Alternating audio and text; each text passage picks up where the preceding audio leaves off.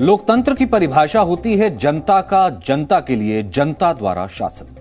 For the people, by the people and for the people. जबकि अफगानिस्तान में तालिबान का तालिबान के लिए तालिबान द्वारा शासन शुरू हो गया है। लेकिन अब अफगानिस्तान के लोग ही इस क्रूर शासन के खिलाफ उठ खड़े हुए हैं।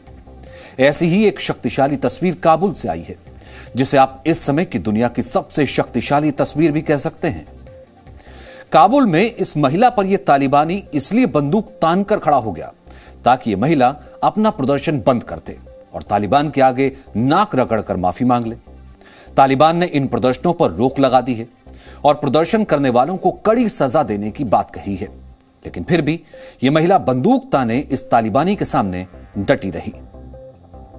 दुनिया ने इस तरह की तस्वीर लगभग 32 वर्षों के बाद देखी है। 32 साल पहले वर्ष 1989 में चीन के टियानमेन स्क्वायर पर लाखों छात्रों ने ऐसा ही प्रदर्शन किया था, जिसके बाद चीन ने सड़कों पर अपने टैंक्स उतार दिए थे और एक छात्र इन टैंकों के सामने जाकर खड़ा हो गया था। चीन में कम्युनिस्ट शासन के इतिहास का यह सबसे बड़ा प्रदर्शन था, जिसमें 10 लाख छात्र आजादी और लोकतंत्र के लिए सड़कों पर उतर गए थे। और काबुल में भी हजारों महिलाएं आजादी और लोकतंत्र के लिए प्रदर्शन कर रही हैं। ये तस्वीरें दुनिया के उन बड़े देशों, नेताओं और उनकी सेनाओं को जरूर शर्मिंदा करेंगी जो अफगानिस्तान को तालिबान के हाथों में सौंप कर भाग गए। काबुल की सड़कों पर इस समय 6000 लड़ाके AK-47 जैसी खतरनाक राइफल्स के साथ खड़े हैं। लेकिन इसके बावजूद काबुल में महिलाओं का प्रदर्शन रुका नहीं है। आज लगातार तीसरे दिन काबुल में प्रदर्शन हुआ और महिलाओं ने रैली निकालकर आजादी के नारे लगाए। काबुल के अलावा हेरात में भी प्रदर्शन हुआ, जहां तालिबान की गोलीबारी में 2 लोगों की मौत हो गई।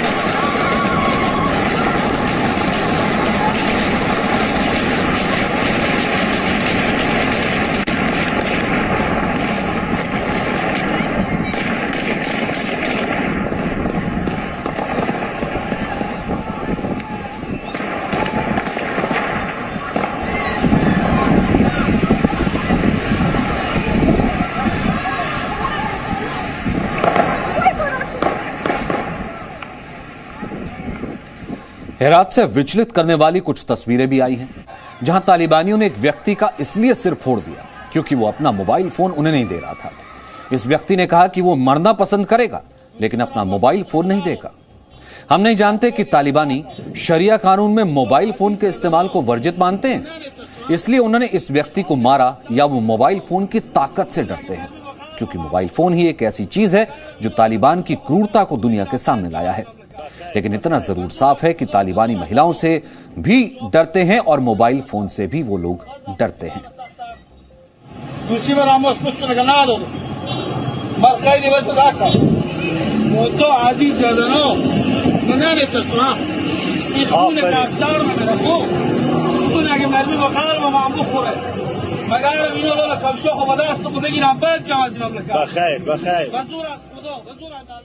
तालिबान काबुल में इन प्रदर्शनों की कवरेज करने वाले पत्रकारों को भी निशाना बना रहा है। पहले तालिबान ने ऐसे ही 5 पत्रकारों को बंधक बना लिया, फिर उन्हें बेरहमी से मारा गया और उनके हाथ पैर तोड़ दिए गए। इसके अलावा कुछ पत्रकारों के कैमरे भी छीन लिए गए। कुल मिलाकर जहां जहां सच दिखाया जाता है वहां कैमरे छीनकर उन्हें नष्ट कर दिया जाता है या उन्हें खरीद लिया जाता है। काबुल में तालिबान विरोधी प्रदर्शनों और अफगान महिलाओं की हिम्मत को आप हमारी इस स्पेशल रिपोर्ट से समझ सकते हैं।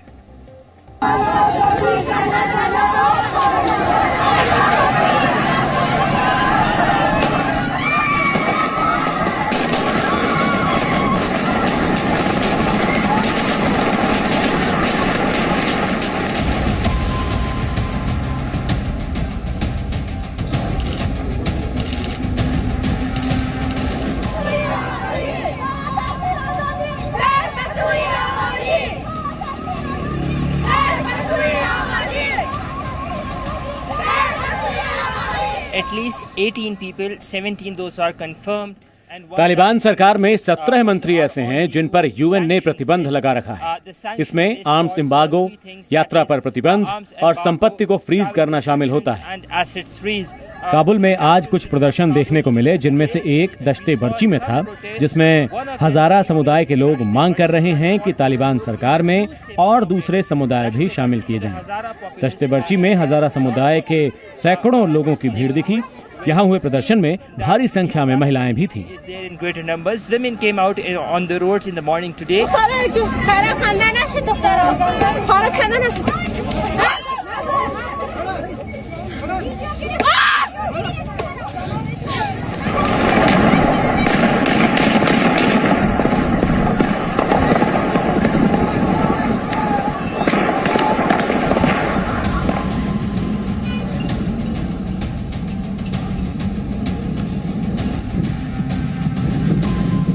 Zavlon Simonitov, the last Jew in Afghanistan, has now left his country. ज़ाबलोन सिमितोव, जिन्हें अफगानिस्तान का आखिरी यहूदी के नाम से जाना जाता है, वो भी अब देश छोड़कर जा चुके हैं। 17 अगस्त को जब मैं उनके घर उनसे मिला था, तब वो देश छोड़ने को तैयार नहीं थे। स्थानीय लोगों के मुताबिक उनके लिए यहाँ रहना सुरक्षित नहीं था, इसीलिए वो देश छोड़कर चले गए। It was becoming increasingly unsafe for him to live here, therefore he was forced to flee abroad.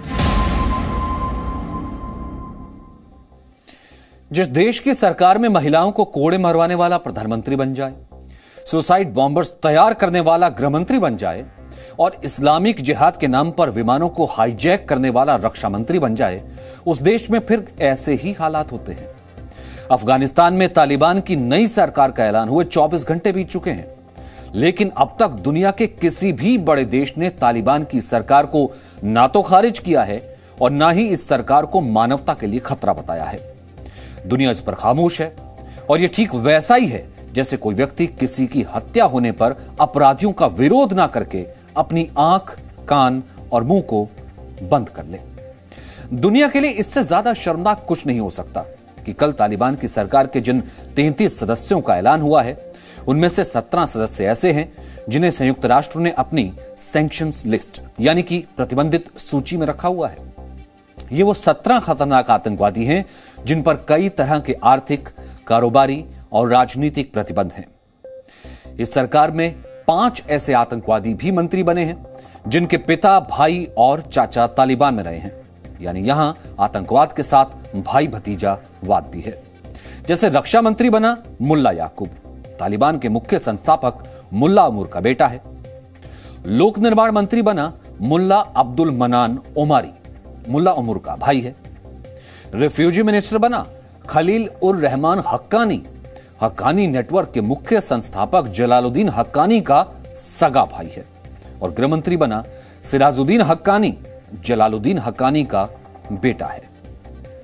इस सरकार में 2 मंत्री ऐसे हैं जो अंतर्राष्ट्रीय आतंकवादी भी हैं और इन पर अमेरिका ने करोड़ों रुपए का इनाम रखा है।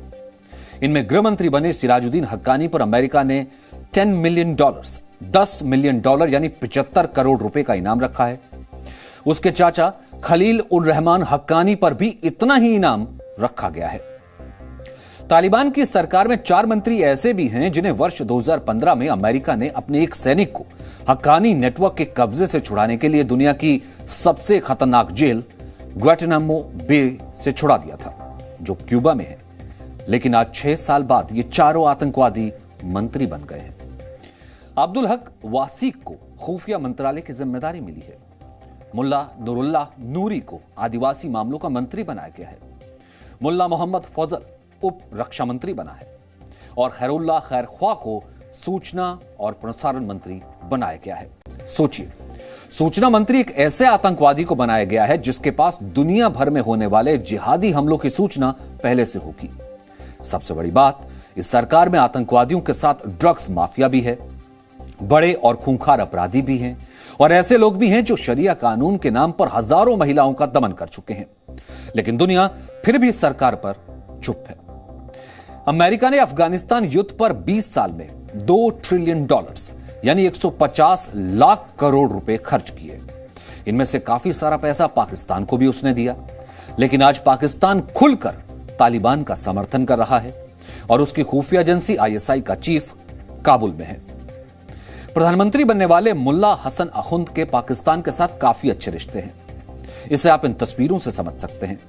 इनमें एक तस्वीर में उसे पाकिस्तान के पूर्व प्रधानमंत्री नवाज शरीफ के साथ देखा जा सकता है और एक तस्वीर में वो पाकिस्तान के पूर्व विदेश मंत्री सरताज अजीज के साथ दिख रहे हैं। मुल्ला हसन अखुंद तालिबान की लीडरशिप काउंसिल रहबरी शूरा के प्रमुख हैं और अब प्रधानमंत्री बन गए हैं। इससे पाकिस्तान को दो फायदे होंगे।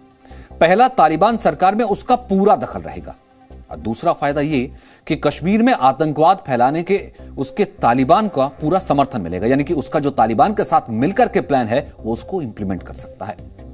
मुल्ला हसन अखुंद का प्रधानमंत्री बनना इसलिए भी खतरनाक है क्योंकि वो संयुक्त राष्ट्र की सैंक्शन लिस्ट में है और उसकी छवि इस्लाम के एक विद्वान की है। बहुत कम लोग जानते हैं कि मुल्ला हसन ने ही 2001 में बामियान में बुद्ध की प्राचीन मूर्तियों को बम धमाके में उड़ाने के आदेश दिए थे। यह तब की बात है जब वो मंत्री था, लेकिन अब वो प्रधानमंत्री है। इसलिए यह कहना गलत नहीं होगा कि अफगानिस्तान आने वाले दिनों में दुनिया का सबसे बड़ा मदरसा बन जाएगा, जहां मंत्री आतंकवाद कल्याण की योजनाएं बनाएंगे, घर घर जिहाद पहुंचाने के लिए नई नई नीतियों का ऐलान करेंगे। उदाहरण के लिए तालिबान सरकार में शिक्षा मंत्री बने शेख मौलवी नूरुल्लाह ने यह कह दिया है कि अफगानिस्तान में लोगों को उच्च शिक्षा की जरूरत नहीं है। एमए, पीएचडी जैसी शिक्षा की आज की इस दौर में कोई जरूरत रह नहीं गई है। उनके मुताबिक जब उनके जैसे लोग बिना उच्च शिक्षा हासिल किए प्रधानमंत्री और मंत्री बन सकते हैं तो फिर ज्यादा पढ़ाई का मतलब ही नहीं है। इस बयान से आप समझ सकते हैं कि तालिबान आने वाले दिनों में अफगानिस्तान को कितना पीछे ले जाएगा और वहां नौजवानों को आतंकवाद में पीएचडी कराने की पढ़ाई होगी। दगावश कम निजाम हाकिम दे पसर के मदरसों तालिबान और उलमा दी पंतोन ने नहीं वीली जियात वाली सीम नहीं वीली वली द दिन पर वजह बांधे दे खल को कम कुर्बानी वर्कना द दिन द पारे वर्कना नन द दे खल को च दुनिया की कम इज्जत थे आगा इज्जत पोहान न दे आगा द मास्टर न दे दुनिया के च चा सर हर सुमरा डेरी डिग्रियानी अगुई तप दुनिया की हक इज्जत न दे हासिल नन कम इज्जत च मुला और तालिब तद अफगानिस्तान पर सरजमीन माने हासिल ने। हालांकि तालिबान ने अपने सुप्रीम लीडर हिबतुल्ला हुंदाजा के नाम से एक बयान जारी किया है। इसमें 3 बड़ी बातें कही गई हैं। पहली बात यह है कि तालिबान सभी अंतर्राष्ट्रीय कानून, समझौतों और प्रस्तावों का पालन करेगा, लेकिन शर्त यह है कि यह कानून, समझौते और प्रस्ताव इस्लाम धर्म के मुताबिक हों। दूसरी बात यह है कि अफगानिस्तान में मानव अधिकारों की रक्षा की जाएगी, ह्यूमन राइट्स की रक्षा की जाएगी और अल्पसंख्यकों की सुरक्षा का भी ध्यान रखा जाएगा, लेकिन यहां भी यह अधिकार और सुरक्षा इस्लाम धर्म के मुताबिक तय होगी। और आखिरी बात यह है कि तालिबान लोगों को आजादी देगा, लेकिन यह आजादी शरिया कानून के मुताबिक ही मिलेगी। सरल शब्दों में कहें तो अफगानिस्तान में इस बार भी कुछ नहीं बदलेगा और लोगों को शरिया कानून मानना ही होगा, क्योंकि अगर आजादी शरिया कानून के हिसाब से मिलेगी तो वो आजादी नहीं, आजादी के नाम पर लोगों के साथ मजाक होगा। अब संक्षेप में समझिए कि दुनिया के लिए तालिबान की नई सरकार के मायने क्या हैं। पहला मायना, तालिबान की नई सरकार में नया कुछ भी नहीं है। यह सरकार पिछली सरकार के जैसी ही है। 33 सदस्यों वाली सरकार में प्रधानमंत्री, उप प्रधानमंत्री और विदेश मंत्री तक पिछली सरकार में काम कर चुके हैं। इसलिए जो देश ऐसा सोच रहे हैं कि यह नई तरह की सरकार है और इसकी सोच बदली हुई होगी, यह बहुत बड़ी गलतफहमी है। खासतौर पर पश्चिमी देशों को यह समझना होगा कि इन्हीं आतंकवादियों की सरकार ने वर्ष 1996 से 2001 के बीच अमेरिका में 9/11 हमला करने के लिए अल कायदा की मदद की थी और कई देशों में भी जिहाद के नाम पर आतंकवादी हमले किए थे। दूसरा पॉइंट, काबुल पर कब्जे के बाद तालिबान ने अपनी प्रेस कॉन्फ्रेंस में दुनिया को यह भरोसा दिया कि इस बार वो एक ऐसी सरकार का गठन करेगा जिसमें सभी समुदाय और अलग अलग वर्गों को जगह मिलेगी। लेकिन इस सरकार में ना तो कोई महिला मंत्री है और 33 में से 30 मंत्री अकेले पुश्तून समुदाय से हैं। इसमें दुनिया के लिए सीख यह है कि वो तालिबान की सरकार को अफगानिस्तान की नई सरकार मानने की भूल ना करे। यह सरकार कट्टरपंथी इस्लामिक विचारधारा से प्रेरित है और इसके पास भविष्य के लिए जो रोड मैप है वो अफगानिस्तान को जिहाद के रास्ते पर ही लेकर के जाएगा। तीसरा पॉइंट, इस सरकार में 33 में से 17 आतंकवादी ऐसे हैं जो संयुक्त राष्ट्र की सैंक्शन लिस्ट में हैं, लेकिन इसे विरोधाभासी कहेंगे कि इसी संयुक्त राष्ट्र की सुरक्षा परिषद के 5 स्थायी सदस्यों में से 2 देश चीन और रशिया तालिबान के साथ हैं। अब अगर आने वाले दिनों में ये दोनों देश इस सरकार को मान्यता देते हैं तो इससे इस सैंक्शन लिस्ट की ताकत एक कागज के टुकड़े जैसी रह जाएगी। इससे यह भी साबित हो जाएगा कि संयुक्त राष्ट्र दुनिया की सबसे कमजोर अंतर्राष्ट्रीय संस्था है। और चौथा पॉइंट, अगर तालिबान सरकार को चीन और रशिया ने समर्थन दिया तो संयुक्त राष्ट्र में तालिबान के खिलाफ कभी कोई प्रस्ताव नहीं आएगा। दुनिया के 190 देशों ने अगर तालिबान के खिलाफ कोई प्रस्ताव रखा तो चीन और रशिया अपनी वीटो पावर से तालिबान को बचा लेंगे। चीन तो ऐसा पाकिस्तान के लिए भी कई बार कर चुका है, इसलिए उसे इससे ज्यादा दिक्कत नहीं होगी। 5वां पॉइंट, तालिबान में शरिया कानून को अब सख्ती से लागू किया जाएगा और ऐसा होने पर दुनिया को अफगानिस्तान की 1,80,00,000 महिलाओं पर अत्याचार होते हुए देखना होगा। यह पश्चिमी देशों के मुंह पर सबसे बड़ा तमाचा होगा जो महिलाओं और मानव अधिकारों की बातें करते हैं। इसके लिए दुनिया के दूसरे देशों को सर्टिफिकेट बांटते हैं। और आखिरी पॉइंट यह कि अब दुनिया आतंकवाद के नए युग में पहुंच गई है, जहां आतंकवाद को स्वीकृति भी मिल रही है और आतंकवादी सरकार भी बना रहे हैं। ये लोकतांत्रिक व्यवस्था वाले देशों के लिए एक भद्दा मजाक तो है ही, साथ ही उनके लिए अब यह चुनौती भी है। ऐसे आतंकवादियों की सरकारें जिहाद और इस्लाम के नाम पर लोकतंत्र के वजूद को कमजोर करेंगी और दुनिया शायद ये भी चुपचाप देखती रहेगी, जैसा कि अब तक अफगानिस्तान में हुआ है। हालांकि अफगानिस्तान की सरकार के ऐलान के बाद भारत, रूस और अमेरिका काफी सक्रिय हैं। आज भारत दौरे पर आए रशिया की सुरक्षा परिषद के सचिव ने प्रधानमंत्री नरेंद्र मोदी से मुलाकात की। इससे पहले वो राष्ट्रीय सुरक्षा सलाहकार अजीत डोवाल से और विदेश मंत्री एस जयशंकर से भी मिले थे। इस मुलाकात में अफगानिस्तान के मुद्दे पर चर्चा हुई और दोनों देशों ने तालिबान से जुड़े कई विषयों पर सहमति जताई। अहम बात यह है कि अमेरिका की खुफिया एजेंसी CIA के चीफ भी कल भारत में थे, लेकिन विदेश मंत्रालय ने इस पर अब तक आधिकारिक जानकारी साझा नहीं की है।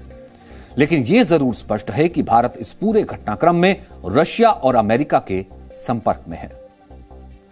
इसी बीच अफगानिस्तान के पूर्व राष्ट्रपति अशरफ गनी ने भी एक बयान जारी किया है, जिसमें उन्होंने सफाई दी है कि वो अफगानिस्तान छोड़कर क्यों भागे थे। उन्होंने 2 बड़ी बातें कही हैं। पहली ये कि अफगानिस्तान से पैसा लेकर भागने की बात बिल्कुल झूठ है और कहा है कि वो किसी भी जांच के लिए तैयार हैं।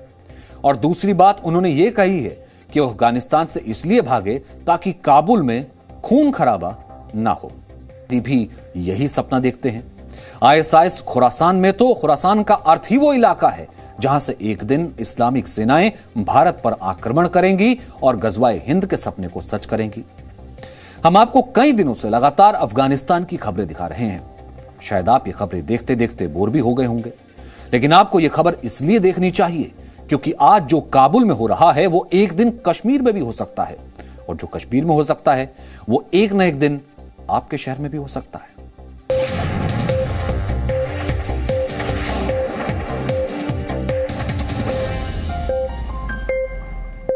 Presenting B News app, available on Google Play and App Store. Download it now.